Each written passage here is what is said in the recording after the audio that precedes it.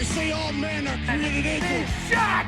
Master! I pull out the Glock.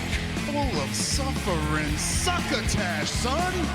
One of your nuts is hanging out of your shorts. Real glass! You have a father, but your father's dead. Hey everyone, welcome back to the Too Sweet podcast.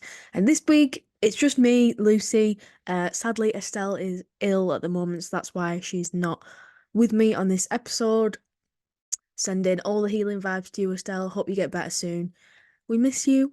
I'm going to try my best to do it on my own. I've not done this before. It's a little bit out of my comfort zone, which I'm sure it was for Estelle a couple of weeks ago when she did it on her own too. So I've got to take one for the team this time and try going solo. So let me know how I do. Yeah, it's going to might be a bit shorter than usual because we've not got someone to bounce off. But anyway, it's going to be fun. But before I get into the Dynamite review for the week, I want to take this opportunity to plug a wrestling show that I'm commentating at this weekend, this Saturday in Warrington. It's called Off the Page. This is only their third ever show, but I believe we're about 20 tickets away from a sellout. So limited time left to get your ticket, and you've got to be fast. We anticipate a sellout. Highly recommend coming. It was a great show last time. So if you're local to the area and you can get to Warrington, definitely recommend coming to support this small independent promotion. I don't know off the top of my head. I think tickets are around £10, so nice and cheap day out. Nice and cheap day out for the family. So yeah, hope to see you there. Feel free to come say hi if you're there and you see me. Love to get to see you. So let's get straight into it then. Let's get into a Dynamite review for this week. So what we have here is Double or Nothing next Sunday or Saturday. I think it's Sunday. So this is the second to last Dynamite before that. So, we're going all in on all the feuds, not really starting new stories. We're just building the tension. That was tangible from the very beginning of this episode. So we started off super hot with Mox's entrance music, Wild Thing. That was really nice. That was been a long time since we've had that, and I absolutely love that. That's like classic Dynamite to me. And to be fair, it feels like it's been a long time since we've seen Mox on Dynamite at all. Like certainly a long time since he's wrestled on Dynamite. So that was a nice super energetic start. Continued when Jeff Cobb, who is now part of the Don Callis family, apparently him and Kyle Fletcher jumped Mox to start. We had Don Callis on commentary. Taz is back now, so it's great that he's doing better and he's back on commentary. So we had a 4-man booth for this match. And later on as well, obviously we'll get into this later, but Jack Perry joined the commentary booth. And I just want to say, the AEW commentary team, me and Estelle, we put them over all the time. But definitely worth putting them over again because I, as a commentator, have only ever worked in a 2-man booth. The prospect of working in a 3-man booth even is pretty daunting to me. People like talking over each other. There's a lot, you got your heel characters and stuff, people trying to get their bits in. So the fact that on AEW, they often have a 4-man booth and they've got one, a character like Don Callis who's got really strong opinions joining that booth, but they're not talking over each other. It's not too much. It's great. It's a testament to how good the chemistry is between them all and the skill involved. It's just really seamless. And I was a bit worried that Don Callis was going to be here for the whole show like he was last time. And I was like, a 4-man booth for the whole show might be a bit too much, but it wasn't. And regardless, when there was 4 guys at the commentary desk, it wasn't too much. It works really well. So anyway, yeah, so Jeff Cobb is apparently part of the family now. I think he only wrestles in AEW occasionally. But so it was nice to see him. There wasn't really any story behind him joining the family. So it was hard to sort of be massively interested in that. Don said, I'm always recruiting all the best from around the world. But I mean, yeah, it was pretty cool to see a new guy on Dynamite. So yeah, like I said, him and Kyle Fletcher jumped Moxley. And then Danielson came out to fight them off. So it was a real hot start. And Danielson's music was still playing as they were brawling around before the bell rang. Mox was choking Kyle Fletcher out with like a shirt or something. It was super overstimulating, I will say that, with the music playing and they're fighting and the commentators were talking. Oh, it was a lot. It was a lot. But, and that's not to say that I disliked it or anything, it was just a lot.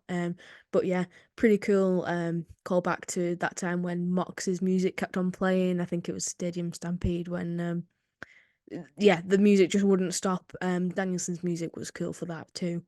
Um and then, so that eventually ended when Mox kneed Kyle Fletcher in the face and he was like foaming at the mouth. And then that is the exact moment when the bell rang. So, yeah, the sensory overload finally ended. And interestingly, at this point, we had another countdown in the top right of the screen, counting down to Swerve's match later that night, which was an AEW Championship Eliminator match versus Brian Cage. So, again, cool to see how much emphasis they're really putting on Swerve as champ and building all that hype, kind of making his matches seem like the focal point of the show despite not being the main event. But anyway, I thought that this match was pretty good. Great way to start the show. It's the Blackpool Combat Club summed up perfectly and just why I love them so much. They love brawling and they're fighters, but when they're in the ring and that bell is rung, they're technical and they can bring it to the mat. Really nicely paced as well. You know, props to Jeff Cobb and Kyle Fletcher too. Really good. So yeah, Danielson hit the psycho knee and a roundhouse kick on Fletcher, and then there was the Death Rider from Moxley, absolutely awesome Death Rider by the way. And then cover for the win. Now, yeah, it was a bit questionable to have Kyle Fletcher eating the pin, considering he is a champion in Ring of Honor. Yeah, maybe he should have had Jeff eating the pin instead. Does make him look a bit weak in that regard.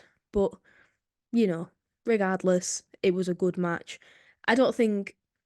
Having said that, I don't think Kyle looked weak in this match. It was, pretty evenly fought and it was a good match, like I say. But, in general, you don't really want your champion to be eating the pin in a tag team match. So, what happened afterwards? Well, Takeshita appeared and attacked Mox and Danielson, and they were outnumbered until Claudio, my boy, he made the save. He made the shave, yeah, he made the shave on his bald head. And there was Claudio chants, yeah, that warmed up my heart, and I enjoyed it very much. I thought it was a great way to start the show. Obviously, I love the Blackpool Combat Club, so I am biased. But it was just a good way to set the tone for the evening, which was intense. So next up, we had a very cool Swerve video package, which was just hyping him up as the champion and his match against Christian coming up. But yeah, just a really nice video package. And next we had Adam Copeland coming out, but his entrance was cut short by House of Black, Brody King and Buddy Matthews. Okay, so I have to a bit of criticism from me, and I'd be interested to know if Estelle disagrees or not. But we're like less than half an hour into the show, and by this point, I think they've overdone it with the blindside attacks already. We had it happen with the Jeff Cobb and Kyle Fletcher attacking Mox and Danielson, and now we had it again here. To me, these were too close together, and that just I was just like, oh, I'm sick of this happening by now. It's only happened twice now. Reader, bear that in mind. That's gonna happen again. It's gonna happen again later in the show. So yeah, I think that things like this, they lose their impact, I guess is the word I'm looking for, pretty quickly if you're gonna do it over and over again. Which that's what it felt like because it was so soon after it happened the first time. So yeah, just these beat downs, the blindside attacks. It doesn't thrill me, and especially not when it happens twice in a row. Um, so yeah, and then Malachi Black came down, and they were like holding Copeland, like he was in a totally vulnerable position, and then they took off his wedding ring, interestingly, and they draped him in the corner of the ring. He was like laying on the ring with his head on the turnbuckle. They set up chairs either side of him. And then Kyle O'Reilly comes down trying to make the save, but he fails epically. He gets taken down as well. And then Copeland got sentoned into and then kicked in the side of his head with the chair there. So pretty evil and pretty nasty, but I don't know, to me it kind of fell flat as the commentary kind of underreacted to it, I thought. I mean, knowing Copeland's neck injuries and stuff, it should have been oh my god, this guy he could be out forever sort of moment, but it wasn't really like that. We didn't at this point get an explanation as to why they took his wedding ring, and we didn't even get a promo from Malachi really. He said like one line and then attacked him, so that was it. So for me, I didn't really enjoy this segment, to be honest. It's certainly a really intriguing feud. Don't get me wrong. I'm excited for the match and to see where they go with it. But this didn't really work for me. Didn't really add anything. I guess because I'm intrigued about the wedding ring and that does come back later. I guess that proves that it was effective. But to me, I could have taken or left this. It did nothing for me, really. The fact that they tried to advertise it as Adam Copeland like coming down to talk about his match, it just didn't really work for me. And I think the thing for me as well is that I know maybe I could be wrong, but I don't think a lot of AEW fans who are super into AEW watch WWE. That's part of the reason that they watch AEW is that they feel disillusioned with WWE, and that's totally fair enough, and I understand why. But I've kind of tried my best to keep up with both over the years, just because I like wrestlers in both of them, and for me it's more like supporting the wrestlers in the company. Um, Regardless, um, I am certain that I have seen Adam Copeland in a storyline to do with his marriage and Beth Phoenix in WWE, and I haven't been bothered to research exactly what that was, the full details of it. But that's definitely something that's happened recently. So to me, I'm just kind of like, another marriage storyline. Cool. Okay. So anyway, moving on, we had another video which was recapping the Bucks and Jack Perry showing up at New Japan Strong recently and attacking Eddie Kingston, which, was good to keep up with the story. And I was like, great, this is adding so much intensity for their match, their Anarchy in the Arena match. Then next thing, the Bucks, Jack Perry, Okada, they're backstage talking to the camera. They say that because of that attack, Eddie Kingston is now injured, and they say that this Anarchy at the Arena match might be 4-on-3, or the other team might even have to forfeit. So Eddie Kingston is written out of the match, and apparently it's because he's got a legitimate knee injury. So that's a real shame for Eddie. That's shit for everyone involved because obviously we built this up last week, and straight away it's being shot down. I guess it's better. I mean, it's obviously never good when someone's injured and a match has to be reworked like this, but I guess it's better that they were able to fix it now rather than it happening closer to the event. So we'll find out later in the show who replaces him. But yeah, just a real shame. I was really excited for Eddie to be in this match, but he's injured. So what can you do? You got to make the best out of a shit situation, haven't you? So I liked the way that they weaved it into the storyline. Very cool way to smooth it over and make it part of the story. So then we had just an advert for the Young Bucks. They've apparently dropped some sneakers with Reebok. So I guess that was a really funny advert. It had Okada in it too. So I mean, good for them. Get your bag, guys. Get your bag.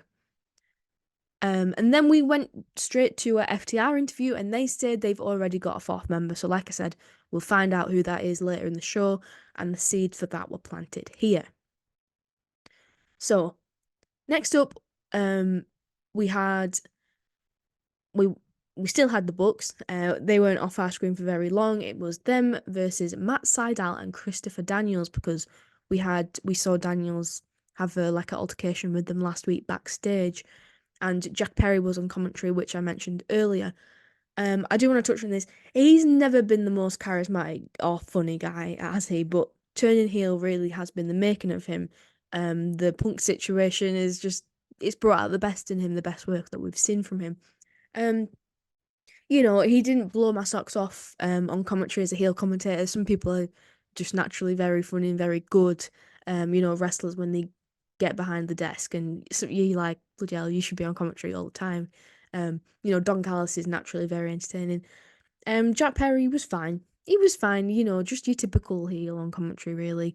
I wouldn't. I think actually, I was just about to say I wouldn't say he added much to it, but I'm gonna backtrack on myself, because I would say he did actually add quite a lot to it, because just having him present and there added to his character. Just him being there, you imagine he'd be there for the Bucks in case they lost the match or something.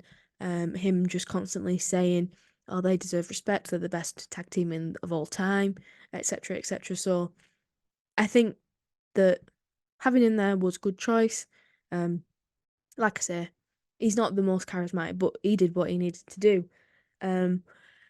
Yeah, it was a bit of a weird one, this, because I know that I said that the seeds were planted last week, but it's tenuous. Like, no one thought that the Bucks were ever going to lose this one. No one was really that interested in it. I mean, it's the Bucks. They always put on a great match, and fair dues to Christopher Daniels. He can still go, an amazing legendary wrestler. Matt Sydal.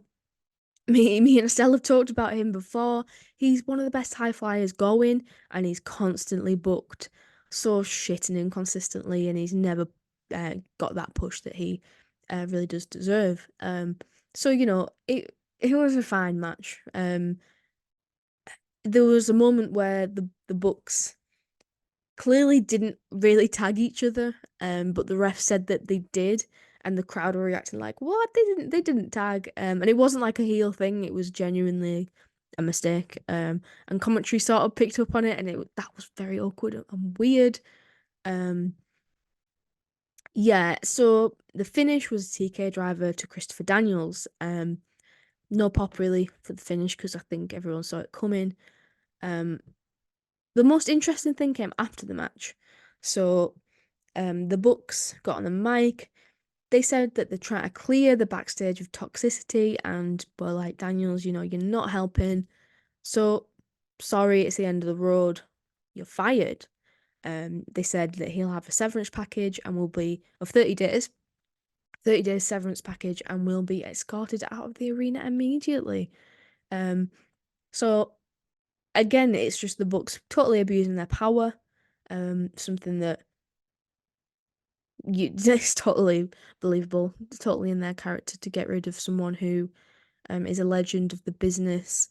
I love how they put that over on commentary. I think it was Tony Schiavone, or actually it might have been Excalibur, who said, everything he does backstage for talent relations and stuff. So yeah, pretty interesting, but I think the crowd were kind of torn there, because you don't really have reason to care. Just based on weekly television, why do we care that Christopher Daniels is not going to be on TV anymore? Do we care? Clap if you care.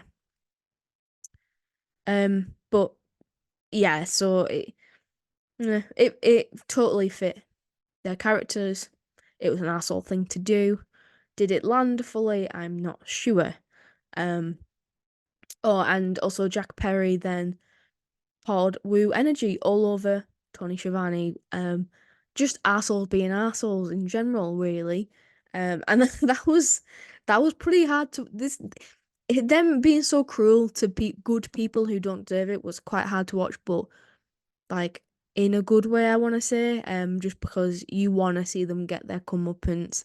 They're being so cruel. Poor Tony, just his face. He's so, wow, what a natural on camera that man is. Like the sympathy just from having this fucking energy drink poured over him. Like, oh, it made you angry on his behalf. Um, it was quite funny though. Excalibur went, "Can we get a mop?" And Taz was like, "A mop? Like, what are you talking about?" The obviously my delivery on that is nowhere near as funny as it actually was. So next up, we had Tony Storm backstage, in an interview with Renee, and she was told that later on in her match with Harley Cameron, that Saraya, Luther, and Mariah May would all be banned from ringside. And then she, was asked like a generic interview question and cut a typically funny Tony Storm promo. Um, ah, so torn about this. I'm sure Estella will probably agree with me that, Tony Storm is having a grudge match with Harley Cameron because of what she did to Mariah May, but then she's also feuding with Serena Deeb, and that match is next Sunday for the championship, but we're not building to it on this show at all. Don't get me wrong, I love the fact that there's 3 stories going on in the women's division on Dynamite this week, but I feel like I don't really understand why this match was the way they went with this. I don't know, but nonetheless, the promo was really funny, and entertaining. So what more can you ask for? And then interestingly we had a video package with Malachi, and he was holding Adam Copeland's ring, and he was saying that everything it represents holds Adam back. And like I said before, I'm sure we've seen Adam getting his family involved in this type of story in the past in a different company. Nonetheless, I guess if it's in a different company, it doesn't matter, right? I don't know, that jury's out on that one. Let me know what you think. I don't really know what to think of it. To me, it's not all that interesting because I've I've been there, done it. I've heard it before. So Malachi said that he basically challenged Adam to a barbed wire steel cage match. Oof, that's gonna be brutal. I'm very much looking forward to that. And he said, "I beat you. You bend the knee to the House of Black." Um, so certainly seems to me that it's probably going to be a victory for Malachi, and then we get, he's all this time he's been tapping into Copeland's bad side, his evil side. Maybe we get him joining the House of Black then, and we get spooky Adam Copeland back, which, like I think I said last week, or maybe even before that, I don't know at this point, but yeah, we've seen it before with him. He does the spooky stuff pretty well, and he obviously enjoys doing it. So maybe it'll be intriguing. I'm coming into this with an open mind. Estelle hates spooky gimmicks. I don't mind them as much. Um, it's not my favorite, but I don't hate it. So yeah, I'm willing to see where this goes. And Malachi, he's great at telling a story. So yeah, at least it's something different on the card. So next up we had Hook versus Sebastian Wolf, who was a local talent, a typical jobber. He didn't get an entrance or anything. He got locked in the red room almost immediately, and yeah, Hook won in a squash match, which kind of felt a bit silly because I mean, Hook's better than this. Hook is way better than this. I'm enjoying his feud with Jericho, but God, could we not have had, a good contender? Could we not have had a viable contender against Hook and just an actual good match? I don't know. I don't know, because maybe this was more an efficient use of time. Squash. This just didn't sit well with me. I don't think we need Hook in the squash match, but at least he looked strong, I suppose. But also he didn't, because we didn't know who this person was. Regardless, I'm waffling. So he then grabs the microphone and he says he's there for Jericho and the Fuck the World Championship. So obviously Jericho and Big Bill then come out. This was really funny. Excalibur said, Taz, I know you don't like seeing Jericho's name on that belt, to which Taz replied, "It makes me want to puke in my own mouth and swallow it." Thanks for that visual, Taz. Moving on, Hook basically said, "I want to fight you right here, right now." And Jericho says, "It's not a fighting moment, but it's a teaching moment." And basically tells Hook to grow up. The world doesn't revolve around you. You can't get whatever you want just instantly. All the time, disingenuously playing up to the crowd, being like, "Hi everyone, all love you all," and when everyone was booing him and chanting, "Please retire" at him. So Chris Jericho basically said that Hook will have to fight in a qualifying match against someone if he's going to get another chance at the championship, and he didn't say who that was going to be against. To which Hook replied, "Yeah, that sounds great, Chris. You know what else sounds good?" And then fucking clobbered him in the head with the microphone. And that was a really great moment. That was really funny. Great, great comedic timing from Hook. Because you got the sound of the microphone hitting Chris Jericho's skull. So yeah, that was what it was. But then guess what we had after that? Another beatdown, because of course Big Bill had joined Jericho. So we had another beatdown with the numbers game. Yeah, but I get it. I get it. We're building up these feuds and we want to make them intense, but surely there's different ways we could have done that on this show. Anyway, Shibata then made the save. He's got history there too, so whatever.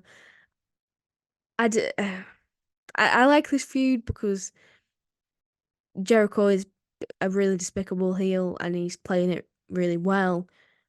Hook is great. Hook is Hook. Feels like Hook should have moved on from this. We've I don't know. It sort of feels like we've been there and done that with this feud, but still, it's going on. Um, Next up, we had Swerve cutting a backstage promo, and then he made his entrance. It went straight from the promo into his entrance, and he came down again with no Prince Nana. So interesting. I miss him. I miss him and his dance moves. But I guess if Swerve's gonna go it alone now, like we talked about last week, then that's how it's got to be done.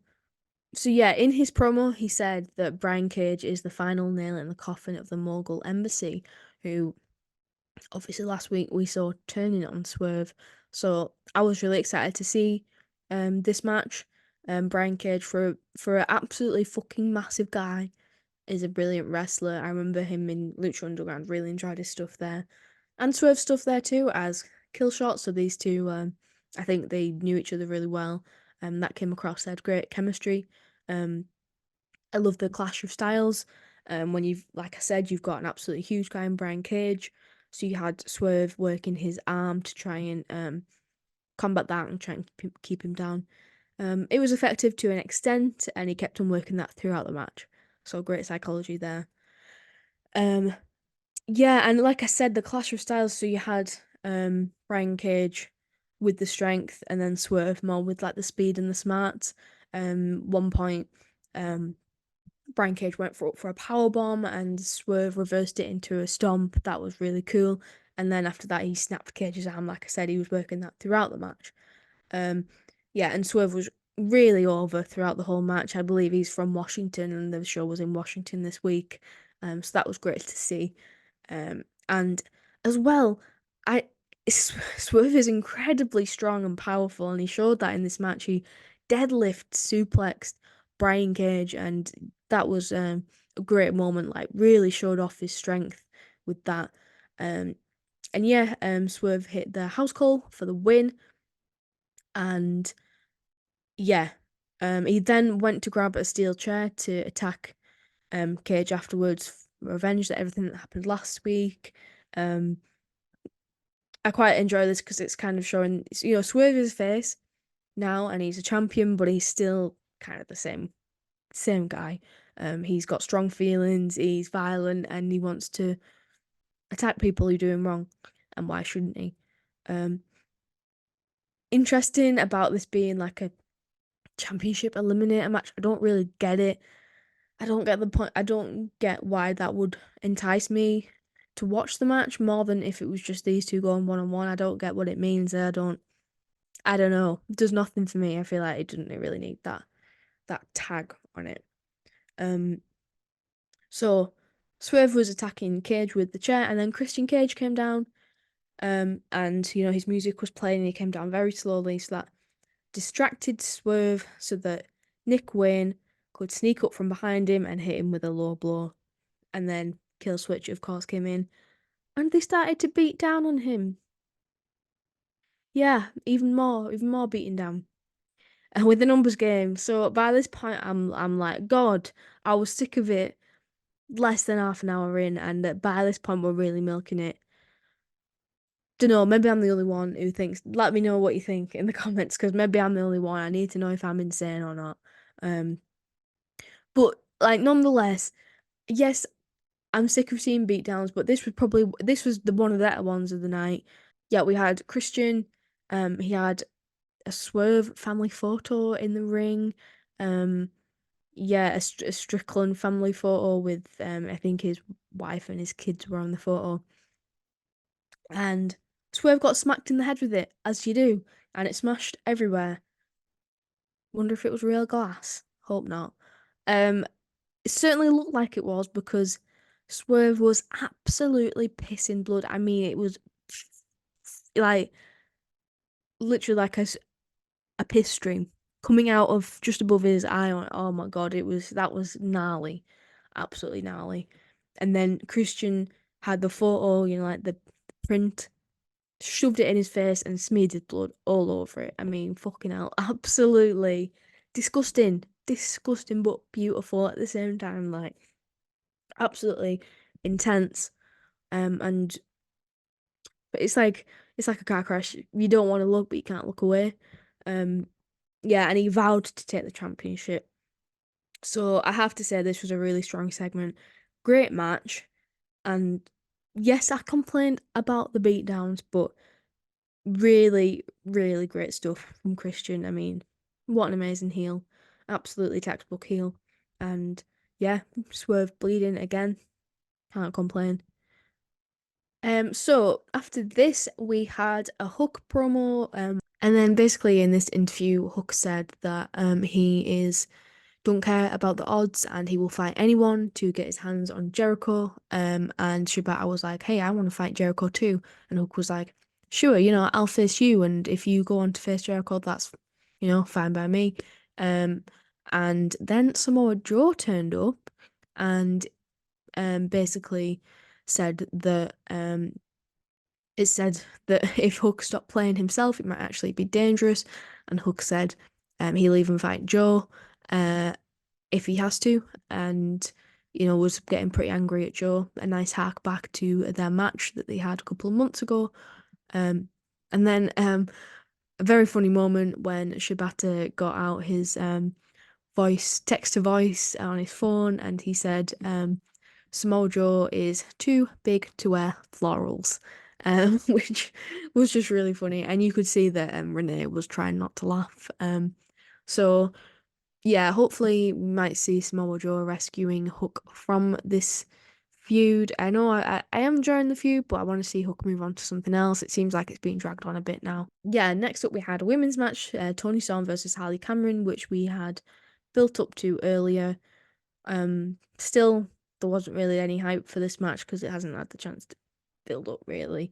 But that it was still a really good match, to be honest. Two really good wrestlers, and they had quite a lot of time to go in on each other. So that's obviously always a plus, because we don't always have that with the women's division. We had Serena Deeb appearing on the stage, to absolutely no reaction whatsoever, which is kind of what we expected, I guess. Like me and Estella have been saying, why of all the people on the roster, they've chosen Serena Deeb to challenge for their top title? We don't understand. Yeah, and the crowd, despite her best efforts last week, still not really behind her. They didn't really care that she was up. I mean, maybe I, didn't quite catch it on the audio. Maybe I'm wrong. But it didn't seem like she got much of a reaction anyway. But like, I don't know why she would, because she just stood there on the stage not doing anything. Bearing in mind that all big thing they'd said was that everyone was banned from ringside. Yeah, she wasn't ringside, she was just watching, but what was the point? What was the point? She didn't get involved at all. She just watched and did not do anything. She was just smiling and clapping occasionally, like, God, I don't know. So Tony won with the Storm Zero.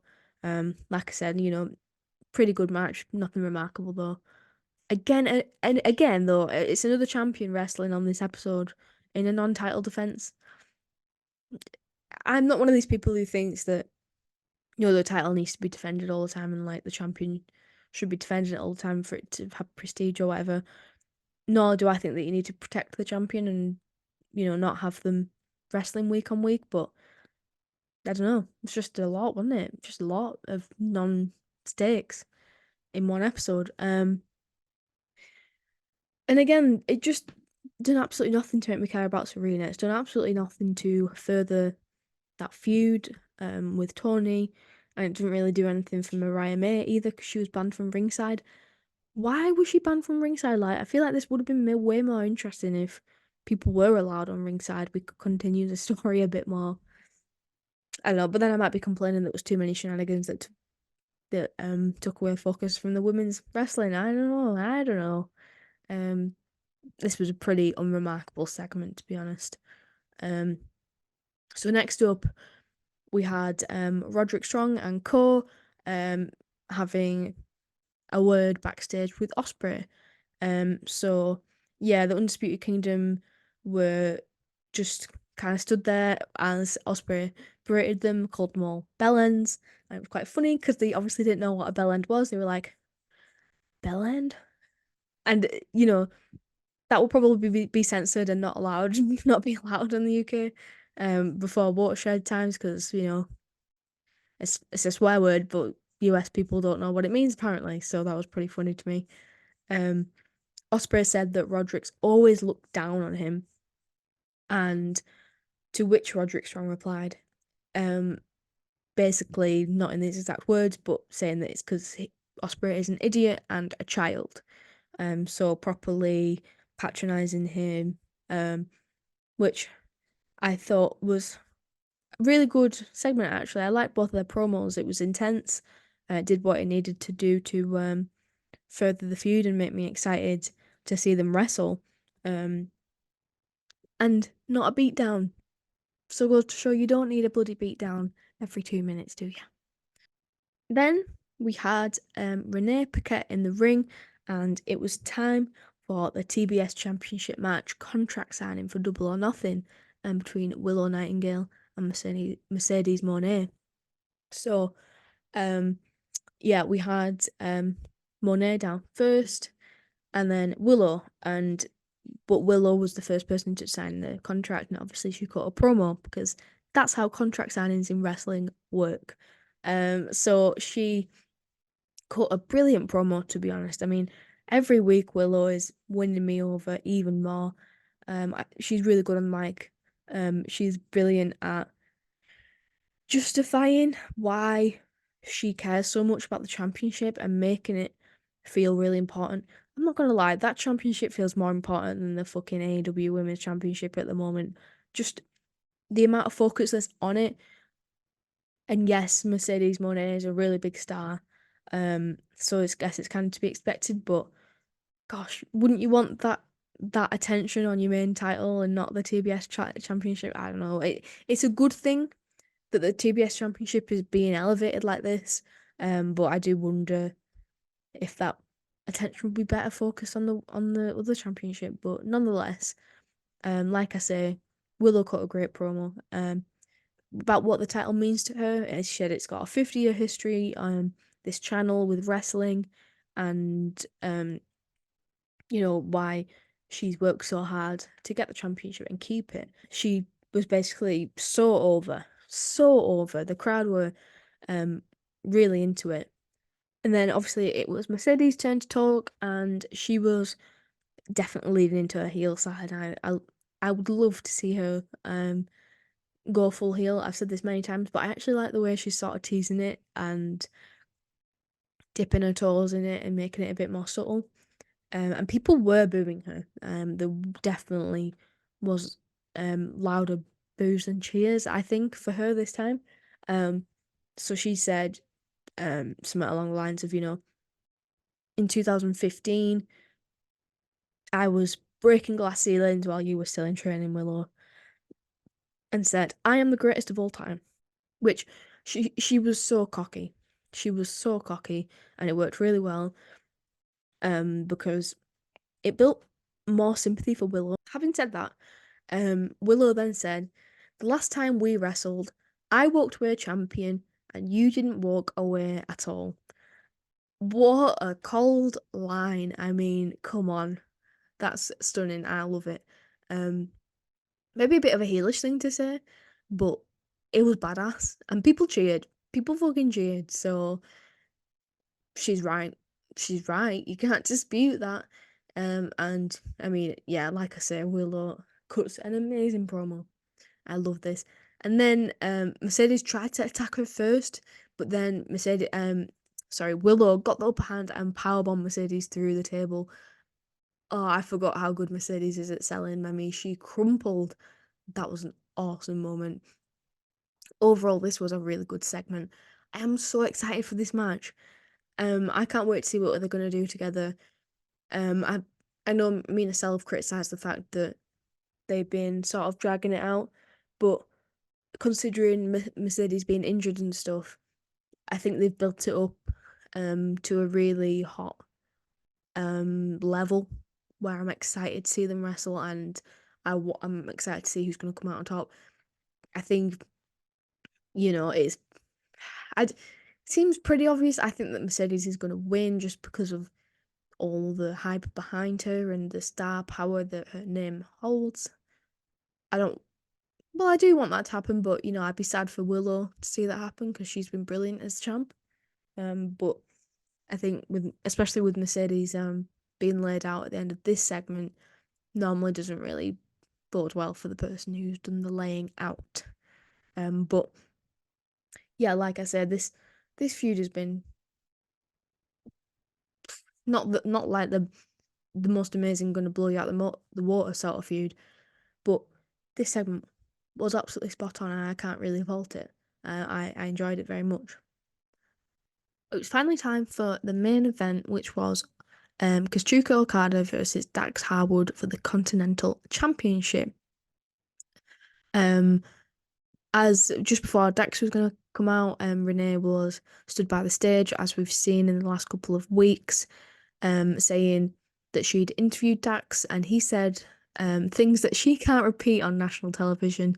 So that was again, I've said this many times. I love it when they use Renee like this. It's so makes it feel like a legit sport. It's very engaging. It breaks it up a bit of a different pace. Really good.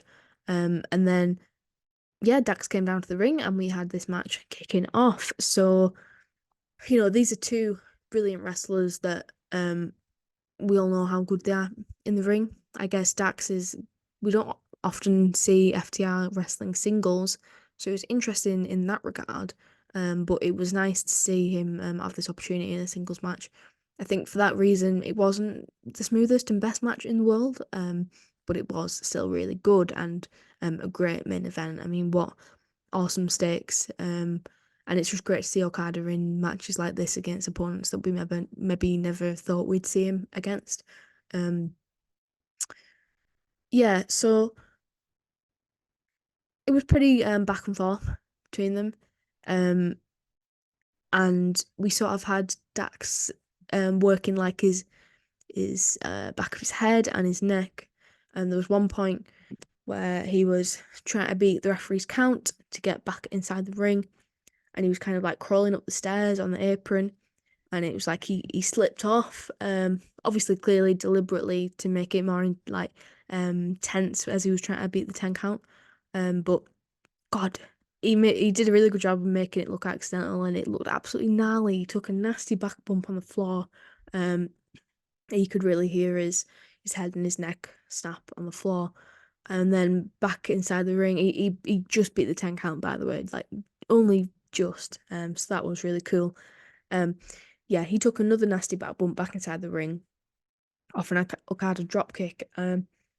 It's just something about the way he was selling was really good, really effective. It made you think, oh, is he okay, sort of thing. Taking a basic sort of back bump. Not that I can take a back bump, by the way. I'm not not dunking on wrestlers saying that back bumps are easy or anything. But it's pretty basic. You do it in pretty much every match. But he made them look really nasty and really painful.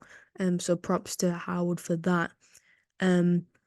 So yeah, the match went along, and I have to say it's great as well for continuing the story that we've got going on with the Elite versus Team AEW, I think as it's being called.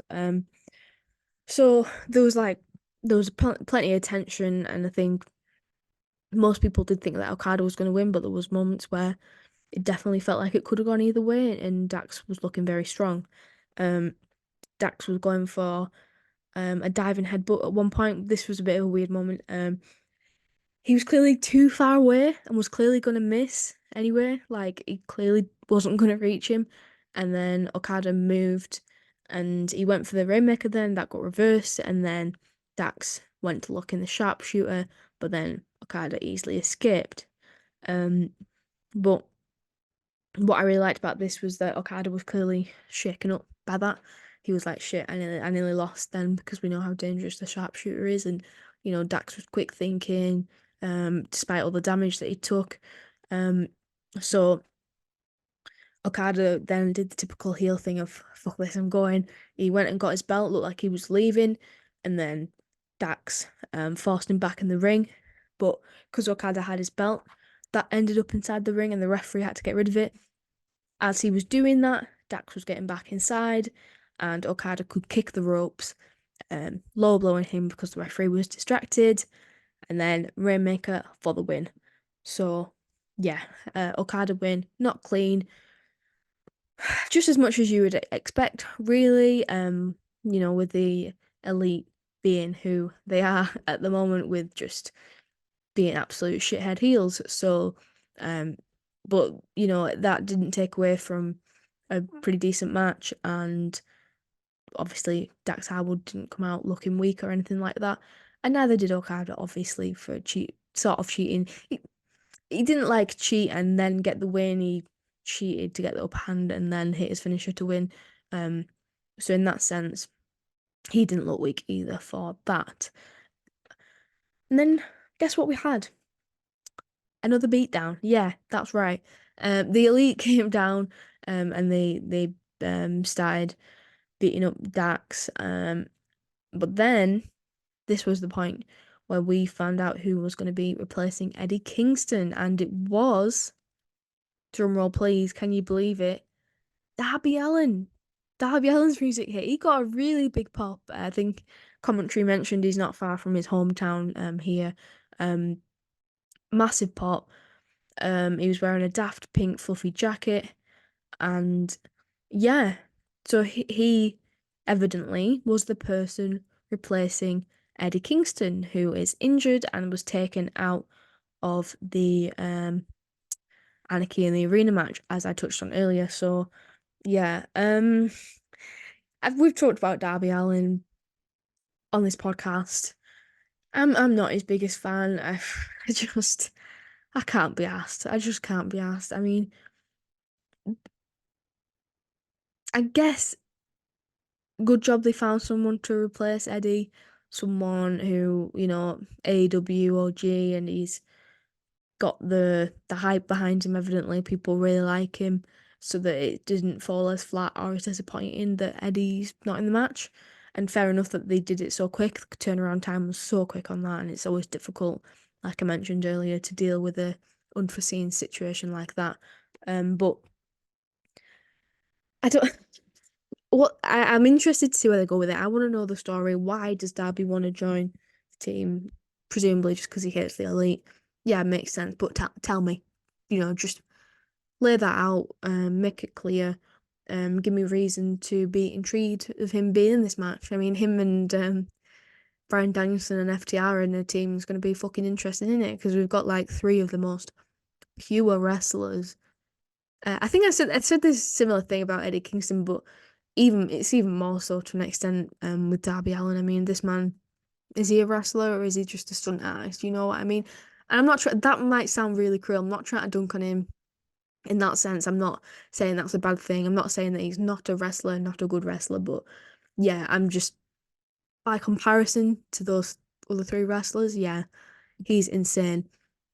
Speaking of insane, yeah, I mean, proven by the fact that he got hit by a bus like 3 weeks ago, I think, and he's back already. What the hell? What the hell? And I watched the promo that he cut after the cameras went off, and he said, I thought life couldn't get any worse for me after I broke my foot. And then I got hit by a fucking bus in New York.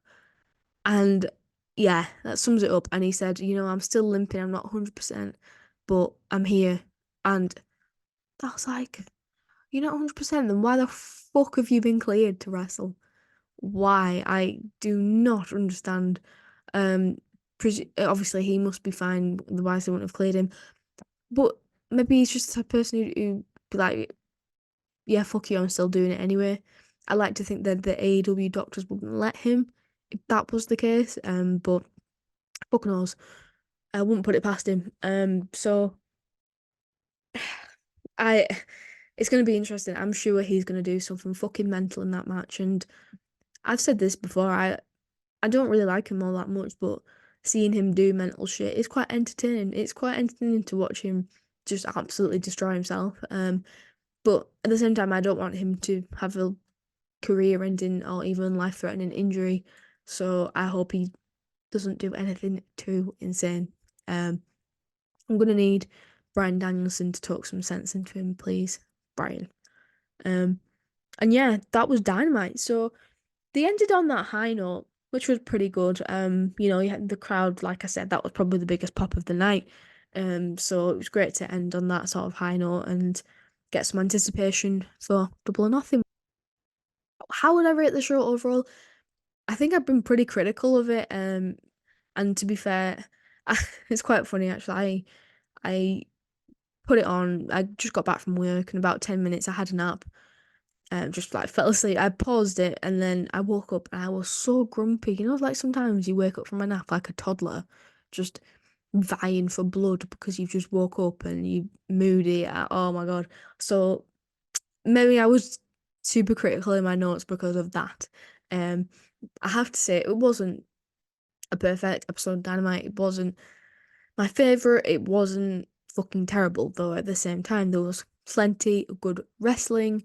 We had Okada versus Dax, Tony Storm versus Harley Cameron, Swerve versus Brian Cage was a good match. The opening tag team match was pretty good. So pretty solid wrestling. I don't feel like it's been stronger the past couple of weeks, to be honest. It just felt a lot of the same beatdowns and numbers games and fighting people from behind and just a bit of the same stuff. You don't have to build a feud that way. You know, Osprey and Roderick Strong, they did a brilliant job and they didn't have very long and they just cut a promo, but that was really effective for me. So I'll be interested to know what other people think about that. Do you think that it was too much? Just brawling and people getting beaten down on, or do you think that was good for building up for Double or Nothing? I'm interested to know. But regardless of that, it was a fine episode of Dynamite. I feel like it didn't really flow as well as it has the past couple of weeks. I don't know, just wasn't all around as entertaining as it has been, but I still am intrigued to tune in to the pay-per-view next week, and I'm interested to see what they do on the next episode of Dynamite. I'm very interested to see how they do the go home show. In terms of a rating, what would I give it? See, yeah, like I say, I was pretty moody before, and I probably would have give it pretty low, but I don't want to be too harsh because, like I said, there was some good wrestling. So, um, it's hard. It's hard when Estelle's not here.